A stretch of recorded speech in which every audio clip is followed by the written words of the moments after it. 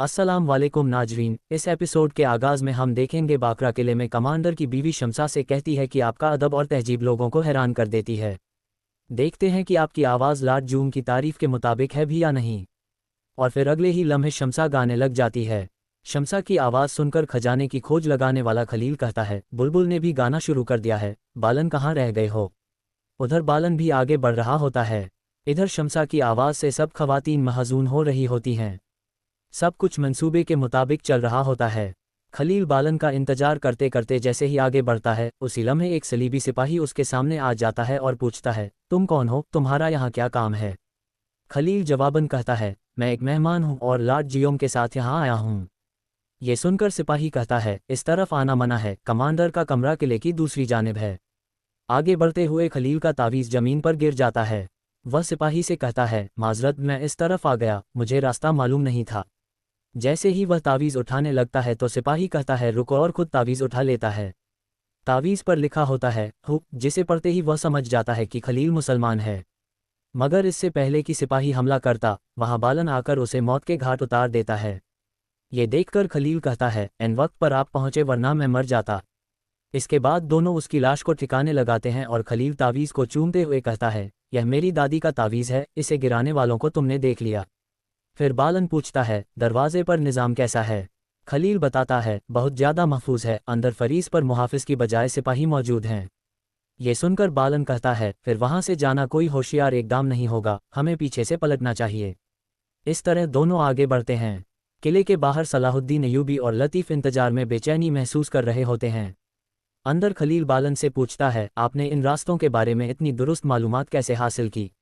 मैं वाकई हैरान हूँ। बालन दरवाजे पर खड़े दो सिपाहियों को देखकर कहता है, हम खुशकिस्मत हैं, यहाँ पर हमारा काम आसान है। खलील, जब तक मजबूर न हो जाओ, किसी को मारना नहीं। ये लोग बेकसूर हैं, यह मत भूलना। खलील कहता है, मैं ये वादा नहीं कर सकता, मेरे नज़दीक काफिर काफिर ही रहेगा। बालन पूछता है, क्या तुम्हें लगता है कि मैं भी ऐसा ही काफिर हूँ। खलील कहता है, हाँ, अगर तुम किसी भी तौहीन में इस तरीके से पेश आओ। मेरी दुआ है कि मुझे ये नाराज़ न करें। दोनों जैसे ही कमरे की जानिब बढ़ते हैं तो वहां खड़े सिपाही उन पर हमला कर देते हैं, मगर दोनों उनके हमलों को नाकाम बनाते हुए पटक देते हैं। खलील दरवाज़ा खोलने की कोशिश करता है मगर दरवाज़ा बंद रहता है। तलाशी लेने पर चाबी नहीं मिलती। बालन कहता है, यही दरवाज़ा पिछले बरामदे की जानिब जाता है, हमें यही खोलना होगा। खलील चाकू निकालकर दरवाज़ा खोलने की कोशिश करता है। उधर शमसा का गाना सुनकर खवातीन दाद देती हैं। कमांडर की बीवी कहती है, क्या हैरतअंगेज़ आवाज़ है, मैंने ऐसा कभी नहीं सुना।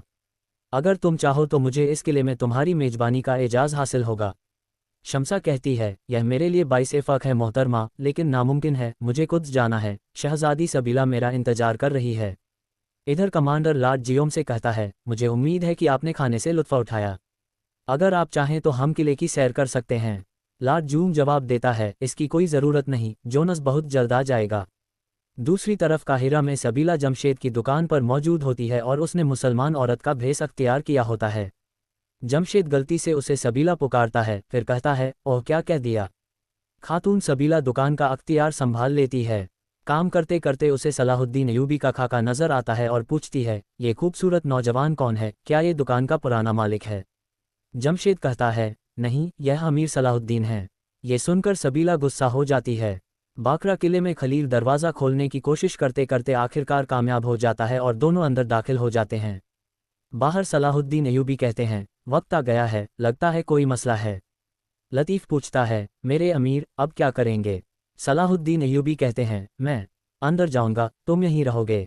लतीफ़ कहता है, अमीर, ऐसा नहीं हो सकता, मैं भी आपके साथ चलूंगा। सलाहुद्दीन अयूबी मान जाते हैं लेकिन कहते हैं, अंदर मेरी इजाज़त के बगैर कोई कदम नहीं उठाना। किले के अंदर खलील और बालन खजाने की तलाश जारी रखते हैं। बाहर सलाहुद्दीन अयूबी और लतीफ़ एक दरवाजे से अंदर दाखिल होते हैं। अंदर बालन और खलील सिपाहियों से भिड़ते हैं। फिर खलील एक सिपाही को मारकर चाबी निकालता है, मगर तभी एक और सिपाही दौड़कर भागता है जिसे सलाहुद्दीन अयूबी सामने से आकर मौत के घाट उतार देते हैं। आगे बढ़ते हुए वे तिजोरी वाले कमरे तक पहुंचते हैं। नक्शे के हिसाब से सलाहुद्दीन अयूबी तिजोरी का गुप्त तरीका इस्तेमाल करते हैं।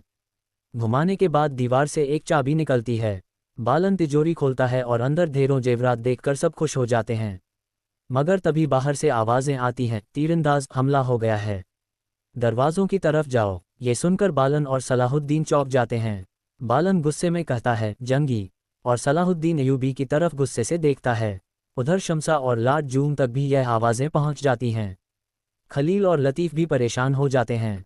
बालन गुस्से से सलाहुद्दीन अयूबी से पूछता है, क्या तुमने हमें जाल में फंसाया है? तुम पर भरोसा करके गलती की। सलाहुद्दीन जवाब देते हैं, मैंने कुछ नहीं किया, अपने अल्फाज पर नज़र रखो। बालन गुस्से में कहता है, मुझे तुम्हें यहाँ आने ही नहीं देना चाहिए था।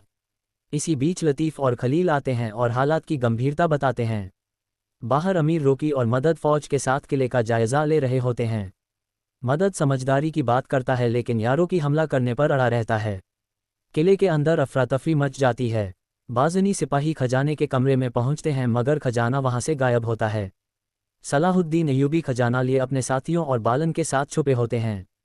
उधर शमसा को भी पनाहगाह ले जाया जा रहा होता है लेकिन लॉर्ड जियोम उसे रोक लेता है। शमसा उस पर भरोसा नहीं करती और सलाहुद्दीन को ढूंढने निकल पड़ती है।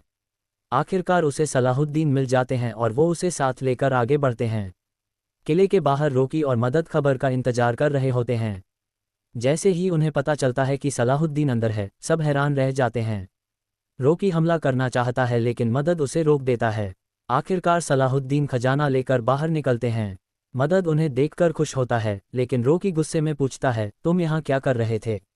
सलाहुद्दीन जवाब देते हैं, जो मुसलमानों का था वो लेने आया था और मैंने ले लिया। किले के अंदर लॉर्ड गाय और लॉर्ड जियोम आमने सामने होते हैं।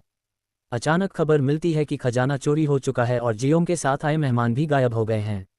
शक की निगाहें उसी पर टिक जाती हैं। बाहर यारों की फौज को तैयार करने का हुक्म देता है जबकि अंदर लॉर्ड गाय कहता है, लॉर्ड जियोम, तुम्हें अब अपने हर सवाल का जवाब देना होगा।